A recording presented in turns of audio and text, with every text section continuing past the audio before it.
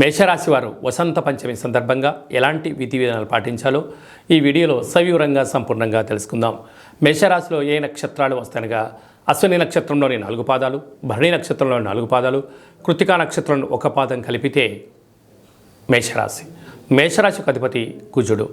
రాశిలోనే గురు సంచార స్థితి ఉండడం వలన విద్యా వినయ సంపన్నం అన్నట్లుగా విద్యకు, ఉద్యోగానికి, వ్యాపారానికి, విదేశాలకు, గజమాల సత్కారాలకు అన్నిటికీ అమ్మవారి యొక్క ఆశీస్సులు ఉండాలి కనుక వీలైనంత వరకు అమ్మవారికి తెలుపు వస్త్రాన్ని తెల్లటి పూల చేత పెరగన నైవేద్యంగా ఏర్పాటు చేసి భక్తులకు తెలుపు వస్త్రాలను మీరు ప్రసాదంగా పంచగలిగినట్లయితే గురు యోగ్యత శక్తి మీకు అద్భుతంగా కలుగుతుందని చెప్పి గమనించాలి.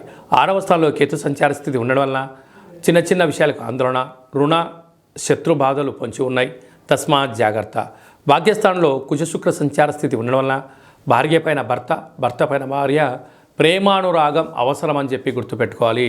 చిన్న చిన్న విషయాలకు తగాదాలకు దూరంగా ఉండగలిగినట్లయితే 90% ప్రమాదాలను నివారించవచ్చు. రాజ్యస్థానంలో రవి బుధ కలిసి ఉండడం వల్ల బుధాదిత్య రాజయోగము అంటారు. ప్రభుత్వ ఉద్యోగ ప్రయత్నం చేసేవారికి ఇది చాలా మంచి కాలము. ప్రభుత్వ ఉద్యోగంలో ఉండబడిన వారికి ప్రమోషన్స్ కానీ ఇంకో చోటికి ట్రాన్స్ఫర్స్ కానీ ప్రయత్నం చేసినట్లయితే మీకు పై అధికారులతో సత్సంబంధాలని మర్యాదపూర్వకంగా వినయంగా గౌరవంగా ఉండగలిగితే కాలమంతా మీకు శుభయోగమే అని చెప్పి గమనించాలి.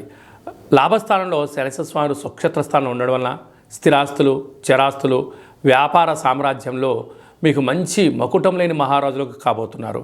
వ్యయంలో రాహు సంచార స్థితి ఉండడం వలన మీ జన్మ నక్షత్రం రోజున అష్టమి తిథుల ఎందున దూర వాయు జల ప్రయాణాలు పెట్టుకోకపోవడం ఉత్తమోత్తంగా భావించగలగాలి. అలాగనే సాఫ్ట్వేర్ రంగం వారు, హార్డ్వేర్ రంగం వారు, వ్యవసాయ సోదరీమణులు, గృహ భవన నిర్మాణ కార్యక్రమాలు చేసేటువంటి అందరూ కూడా కాళభైరవ స్వామి యొక్క సేవ, కాళభైరవ స్వామి యొక్క నామస్మరణ యోగదాయకమని చెప్పి గమనించాలి.